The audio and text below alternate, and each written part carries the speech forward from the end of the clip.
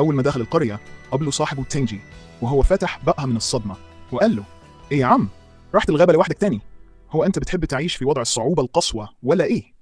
لكن يورو ضحك وطمنه وقال له إن حراس القرية واقفين يمين وشمال، ولو أي حاجة حصلت هيحموه، أو على الأقل ده اللي هو مقتنع بيه. ويورو كان محبوب جدا وسط أهل القرية وكل الناس بتحترمه. وبعدها راح يزور الجدة ياما، الست اللي كانت القابلة وقت ولادة أمه. وأول سؤال سأله من غير حتى ما يشرب كوباية مية: أختي آسا عاملة إيه؟ الجدة ابتسمت وقالت له إنها بخير وبتشتغل زي كل يوم. لكن أول ما راح يشوفها اتفاجئ إنها قاعدة ورا قضبان حديد. أي حد طبيعي هيقول أكيد عملت مصيبة، لكن لا، ده كان الوضع الطبيعي بالنسبة لها، وكأنها محجوزة في جناح VIP مخصوص. ويورو كالعادة قعد يحكي لها كل اللي حصل معاه.